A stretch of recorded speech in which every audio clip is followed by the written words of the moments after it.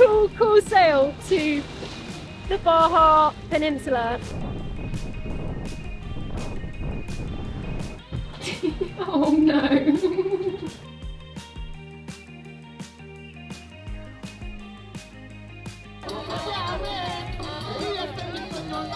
Mazatlan has surprised us in many ways over the past few days.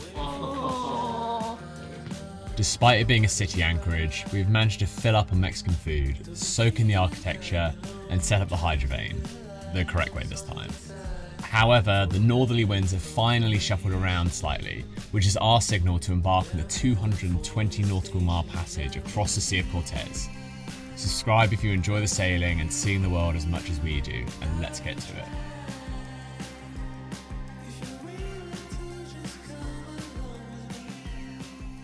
Port control, this is sailing vessel Tay-Lee, over.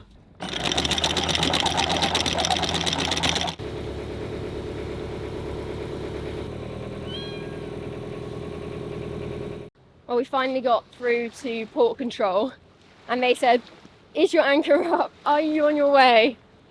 And we said, yeah. And they said, well, go, because in 10 minutes we've got a big passenger ship coming in.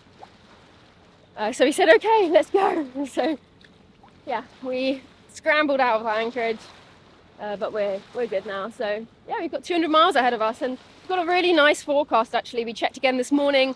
The wind has increased a bit more, so we've got kind of 15 knots of wind, gusting 20, so should be nice. The sea state is going to be pretty mushy, I think. It's a meter wave at 5 seconds on our nose, but you know, we're getting across and we've had worse, so it will be just grand. And it's a sunny day and the temperature has actually dropped so much. We checked the forecast and we have a forecast of about 20 degrees max as we cross, which is coming from the tropics of 35 degrees, 20 degrees. That's quite cool. But we're looking forward to it. It's quite nice to wear jumpers and stuff and have a change of scene from the sweat box down south. That's the ship right there. We don't usually love cities, but there's something pretty impressive about seeing the high-rises on the shoreline. And just as forecast, the wind is slowly starting to fill in, so it's time to get the mainsail up.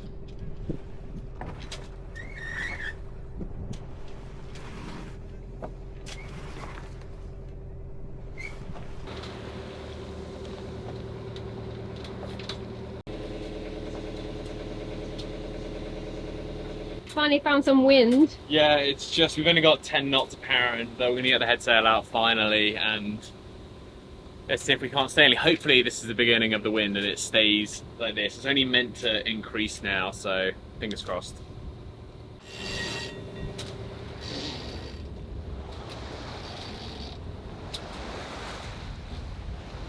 Guess what?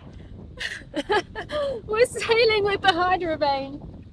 We were going pretty slow and we thought, we don't have the engine on, let's just start the Hydrovane. And we started it thinking it would need so much tweaking, and we just set it and It's actually pretty easy. it's just working. I think we need to potentially, I've got it in the highest gear at the moment, so I might drop it down a gear and see if that helps, but I'm quite happy with how it's doing at the moment, so. It's holding us dead straight. I really thought it would need so much more tweaking and fiddling, and it's just doing it. This is quite a balanced point of sail for us anyway, isn't it? So I didn't think it would need loads, but it just it's very easy to use, isn't it? Yeah, but for the first time I thought we'd need to, play around with it a little bit. Yeah, it just works, doesn't it? It does work. It feels like someone's helming right now. It's kind of creepy. Our Rumbo's helming. It's barely moving though, isn't it? Yeah. There's tiny adjustments it's doing. So the issue we just had was, as you all know, we have a very, very, very old school electric autopilot, which makes crazy big adjustments. And we're trying to get as close to the wind as we can to get up here. And even now we've cracked off a bit more than we'd like, but I mean, we follow the wind and we don't follow our course, that is sailing. Every time our old autopilot would pull us up, the Genoa would laugh because, we were going like this. We thought if we're unhappy with this autopilot, We literally set this one up to use, so now let's use it, and it's just steering the boat dead straight. And I can't wait to use this on ocean passages. I know. It's actually kind of weird. We have a really untrustworthy autopilot, and to have an autopilot now which is just doing its job perfectly. And not electrical. And not We're electrical. Not using power on it. It feels strange, you guys. 3 years of a dodgy autopilot and now it's perfect. It just doesn't quite feel real. It's a bit freaky, actually. It's really freaky. I'm uncomfortable with everything. Because the wheel's not moving, which is really unsettling. Yeah, neither wheel are moving, but the boat is steering itself to the wind. And it's a tiny rudder that's doing it. I'm just shocked that's actually doing that much. It must be magic, Zach. It must be. That's by far the highlight of my day, Zach. Yeah. That is actually awesome. People do say they just set and forget them, and you can see why. That's crazy.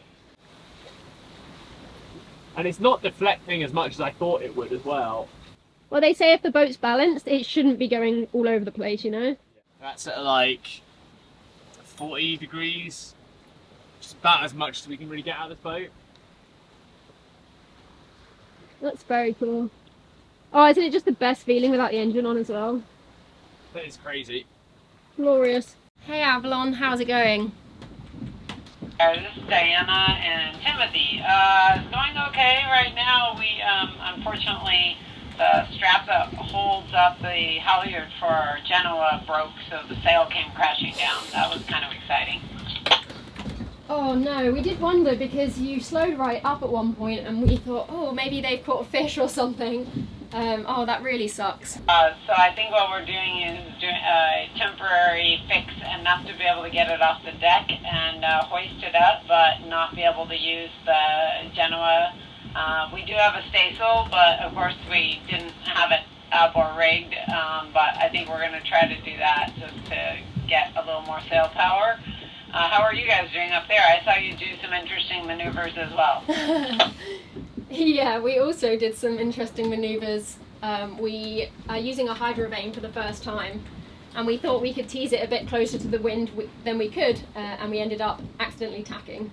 So then we had to unlock the wheel and get back on course, but now we're on course again. Oh, okay. Yeah, we don't have one of those, so I don't know about how all that works, but good for you trying something new. Yeah, we're both having to pinch the wind here. You sliding.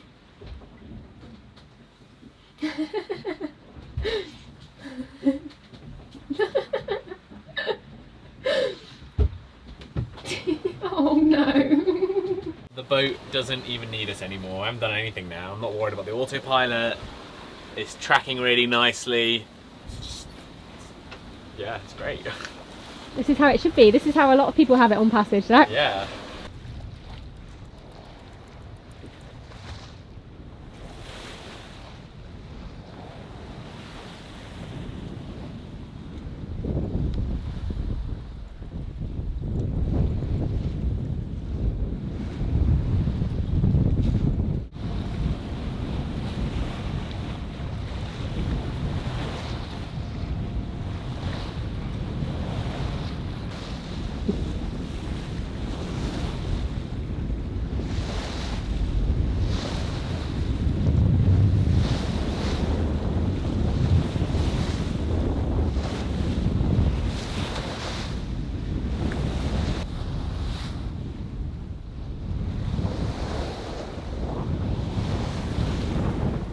What a cool sail to the Baja Peninsula.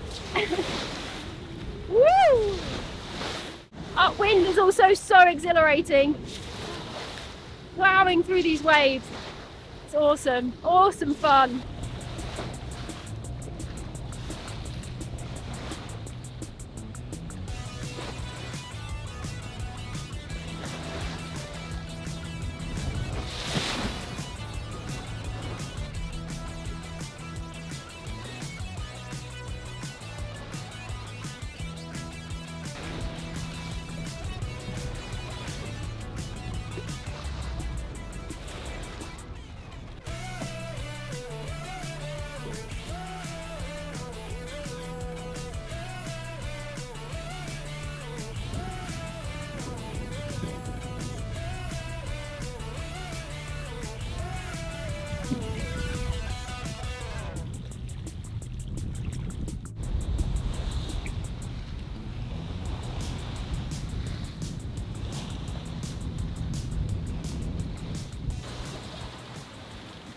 Hey Zach, why does it say 0 as our speed on there? So I think it's clogged up again. We did clean it again, but I need to hop in the water at this next place and have a look at our paddle wheel and see if it is clogged up, because they should be saying something, but it's not. We know these get clogged up pretty easily, just because we can't really anti-foul them or anything like that. So in the next place I'll get on there with a brush and give it another scrub, but it's probably just jammed with some gunk or something. Yeah, or a little crab or something. Yeah. Although the crab would have to be holding on pretty tight. Yeah, it's probably just a bit of seaweed or something stuck in there. Yeah. Gorgeous though, look at that.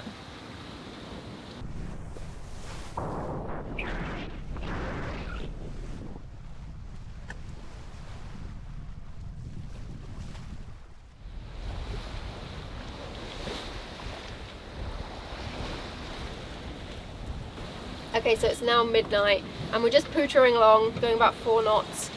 We actually had a really horrible current pushing us south for a while. It was about a knot pushing us, so I think we still do a little bit, don't we? Yeah, we've got a bit of a current now. I mean, we're going 4.5, we've got 20 apparent, and we're pretty upwind right now at 60 degrees, but it's better than it was earlier. Earlier we had it right on the nose, so we had to crack off and we were heading towards Cabo, which is about, I don't know, 200 miles south of where we wanted to go. That's sailing for you. But no, night's going well, and it's a bit of a choppy sea state. We knew this would happen. Some of the waves stack up and we kind of like plough through them.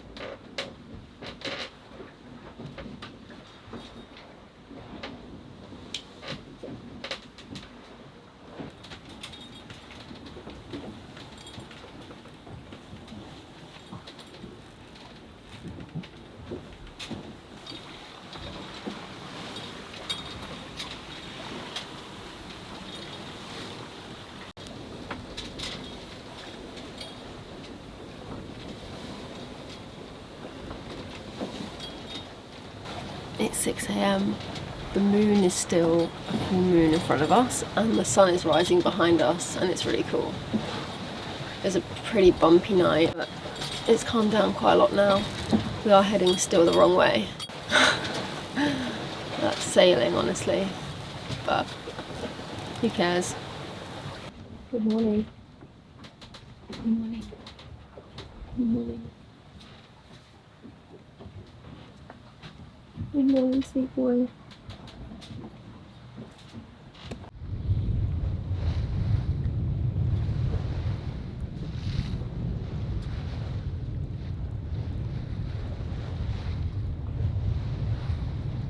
We had a glorious night sailing actually.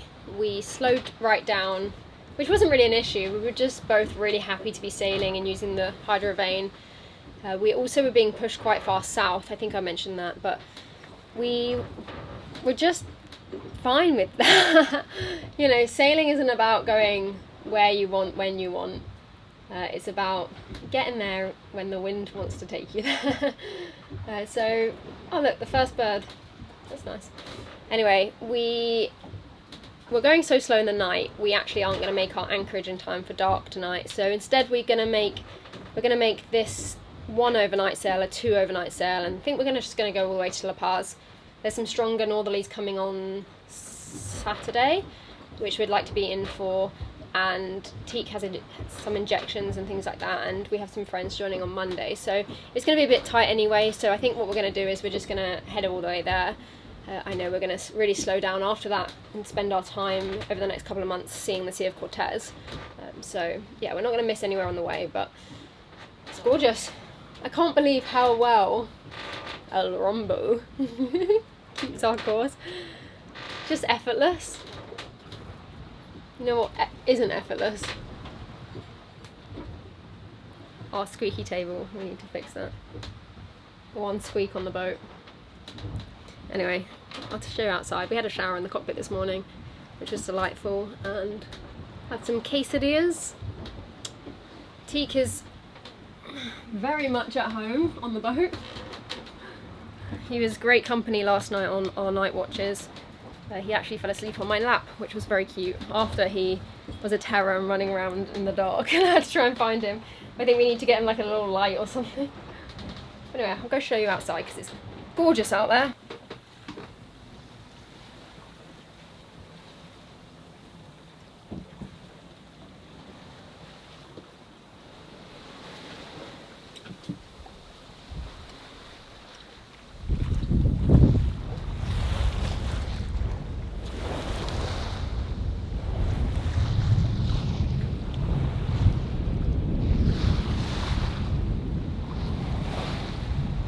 Bloody wonderful.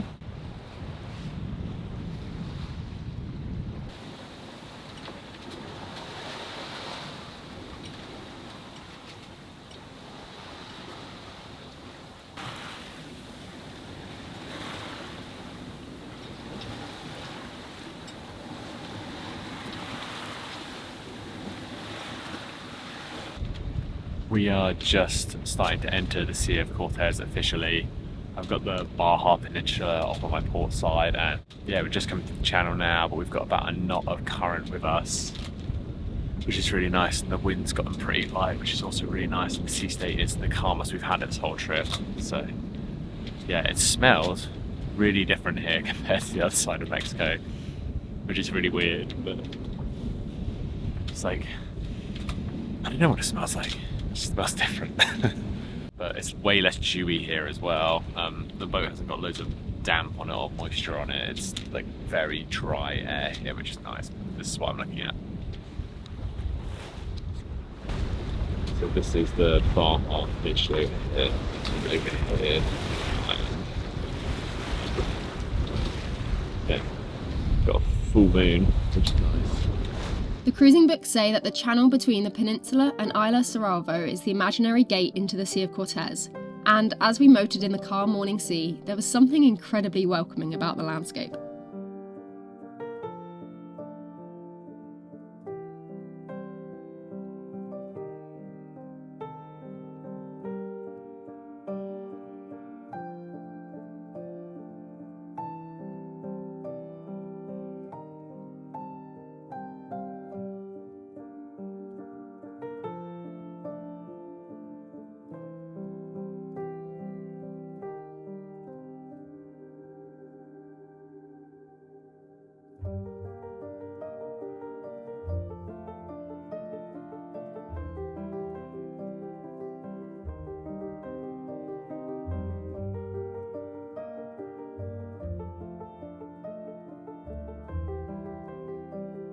Well, we're anchored up. Teak's about to attack the microphone. But we just had a really big sort out of the boat, which felt really good. We thought we were going to go to land, and then we thought we were going to nap, and then we decided to turn the boat upside down. But we've had a really good sort out, which is always a nice feeling when you live in a small space. But I was just going to show you, it's quite, I guess, late in the evening now. But we're anchored really shallow. You know, in La Paz, there's 2 anchorages. Well, I guess there's 3. There's like the real town one, then there's the one between the 2 channels, which is next to a shoaling sandbank, and then there's one on the other side of the channel. And we knew about this before, and you can anchor basically everywhere except the channel. There's something that boats do when the tide changes, and they do the La Paz waltz. They all spin differently, and some boats touch, so we wanted to make sure that we have a lot of spin clearance. There is a motorboat that's just dropped anchor in the channel next to us, but I think they're going to be asked to move because we're right on the edge. But anyway, we're shallow, really shallow, 1.6 meters below our keel right now, so the shallowest we've been for a while, but it's low tide right now, and it's actually a negative tide, so we're only going to get deeper from now, but it's still quite shallow. 7 in the morning. Last night we actually slept really well. There was a little bit of channel traffic, but we, oh my god, words. There's some strong northerlies coming in later today, and north is actually right where the channel, where the anchorage is, enters. So we wouldn't be protected from the wind here, and whilst it's a calm kind of channel lagoon, we want to tuck in a bit more this morning when we're fresh. I say we're fresh and my brain is just not computing right now. And we're just going to weave our way through some of these boats and drop anchor closer to the shore over there, just so we get a bit less fetch later on, because it's like 25 knots. So, and as you can see, this one is crazy.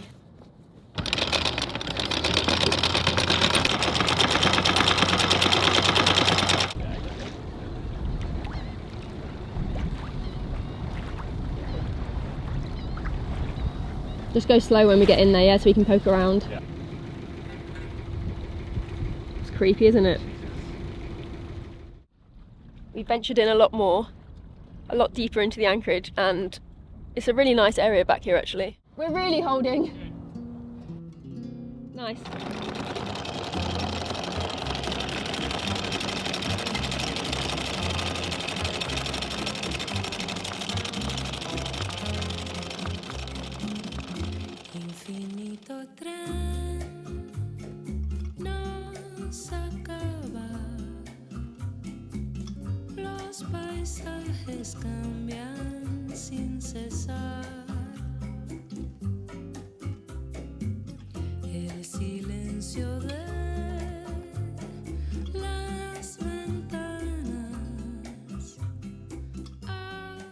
We are in La Paz now, and for the last couple of days there has been a carnival going on in town. We've actually wandered in most nights, but tonight us and Sailing Catalpa, we've left their channel down below, we're all heading into town and we're going to see the procession, or the parade I guess, at 5 PM. So we're coming in a bit earlier. The other nights we've come in kind of 9, 10, and it's been the music and the food, but not the parade. So we're excited to see the parade. It will be our first carnival in Mexico actually, and I think, oh no, we saw the one in Panama, which was wild. There was a lot of water fired at us from big trucks, which was interesting back in Panama because I thought there was a drought, but there was a lot of water there, and this one I think is a little bit different. So yeah, excited to see what La Paz Carnival has in store for us.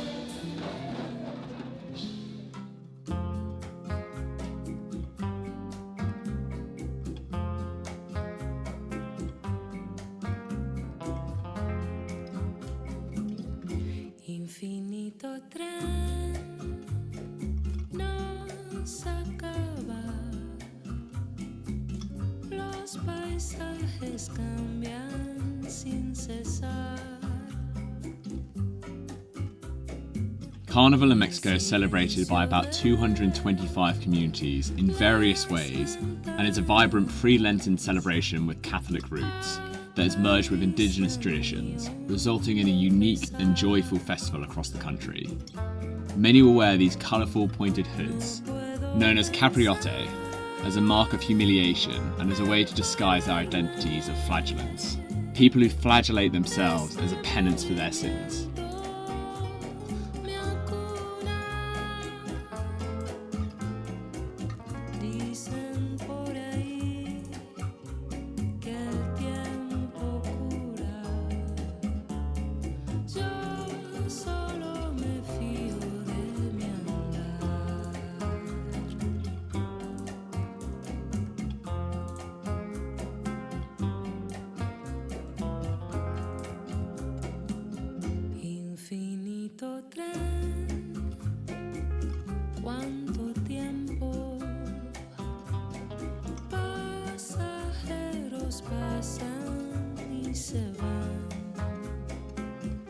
I'm just in a chairlift in La Paz.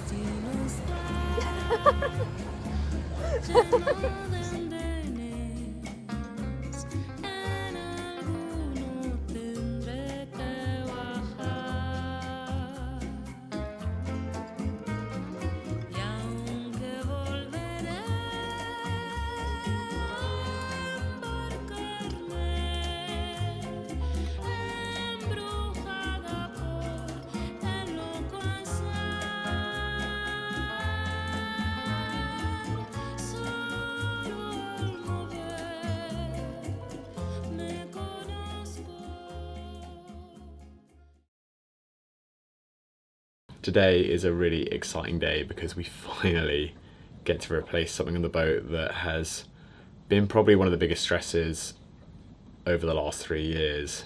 It's worked really well sometimes, but many a times it has thrown the boat off course. It's hard locked the steering in the middle of the night when we were on night watch. We do have a Hydrovane now to sort out this problem whilst we have wind, and the Hydrovane is fantastic and one of our favourite things on the boat that we've added ever. It just works beautifully and it's just a wicked bit of kit. We'll leave a link to the video where we installed that and a bit more about it down below. But I'm talking about our electric autopilot. This Autohelm 6000. It's an old autopilot that came with the boat and it's probably about the same age as the boat. It's at least 30-40 years old or so, so it's about time we change it out, and we finally bitten the bullet and gotten new brains for it.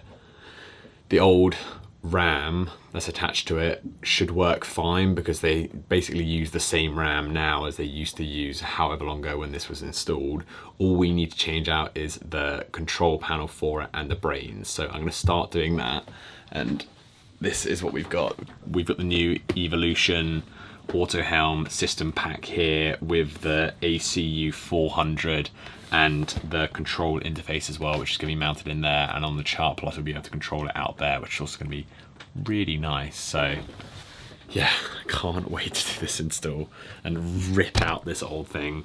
It's done pretty well considering how old it is, but we can't have it anymore. It's just, yeah, whenever there's no wind and we're having to motor, and we're going to have to do that a little bit in Canada and the inside passage on the way up to Alaska because there isn't tons of wind up there. So this is just going to be a massive weight off our mind when we're doing those kind of things, so we can actually have an autopilot that we can hopefully now trust. So I'm going to start by pulling out this and installing the screen here.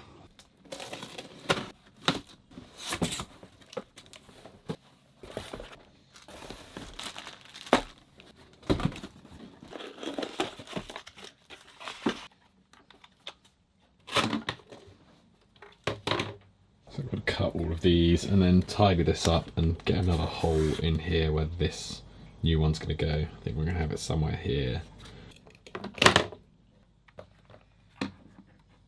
I don't have a hole saw quite big enough for this because it's probably sinks 6 inches across or so.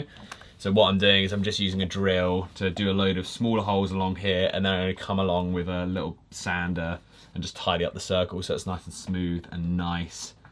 But yeah, sometimes we don't always have the right tools for it, but we can always make do and then tidy it up. It just takes a little bit longer than it should.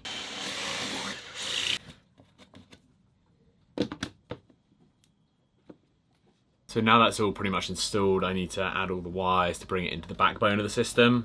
And I've got a backbone in here already, and I've got a few of the right cables for it. However, I've only got this really long one at the moment, so I think at some point we'll change this out, but for now we'll use this and then replace it with a much shorter one at a different date.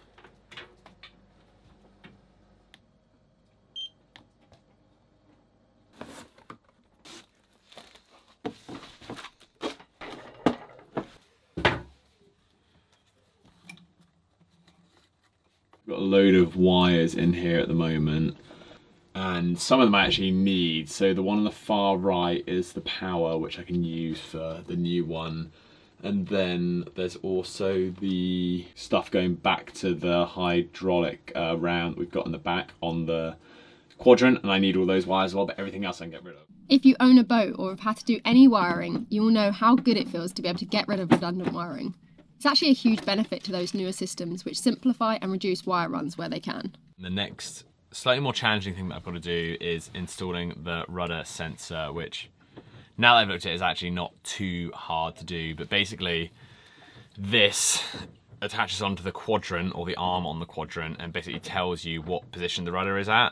It's got to go parallel to the rudder and a few other kind of specifications that are listed on the instructions here, but I'm gonna have to mount it upside down, which is gonna be a little bit of a pain to screw in, but not too hard. And I've also got to drill 2 holes into the stainless steel plate where the autopilot arm is on and mounts onto the quadrant, so I can put this on, and then these two are going to be connected by this threaded rod, which I need to cut to length as well. So yeah, once I've done that, I will then run the wire loom here all the way back to the autopilot, and that should be everything I need to do for this install, and we can test it out today hopefully and properly test it out when we sail on Tuesdays. I am getting on with this now. I've installed the little bracket on the quadrant down here. This is all installed now. I've just cut this to length. This is obviously mounted as well. This little bit is on here. I'm just trying to get this the right length, so it's a 90-degree angle. That's got 2 screws in it. I think at some point I'm going to put another bracket on there, but it feels really solid like that, and so I'm just going to see how well that holds up. But if it comes to it, I'll put another block here or a bracket just to have that on there. But it feels like it's going to be pretty bomb-proof on there anyway, so I'm going to leave it like that and see how it goes. Rudder feedback done. Pretty happy with that came out in the end. Right, so now Zach has installed the autopilot. I'm just testing it out and it's so cool. The rudder feedback is at the top, and if I move the wheel you can see it's turning each way, and then it's going to go red. It's very cool. I need to go through and I need to do the setup. I need to calibrate it, which we're going to do on the motor on Monday, and then you also have to go in circles and calibrate it. And actually when we were off Dominica 2 years ago now, we saw a boat out at sea going around in circles, and we radioed them saying, is everything alright over there? Is your steering broken? And they said, no, we're just calibrating our autopilot. And we couldn't relate to that because there was no way to calibrate our last one, but this one we can calibrate, and we will do that on Monday when we motor out of here. So yeah, it's all installed and we're excited to have a reliable autopilot when we're motoring. Don't miss next Monday when we welcome 2 good friends aboard. It's a witching barrel. And really start to discover why so many head south to the Sea of Cortez for winter. Till then.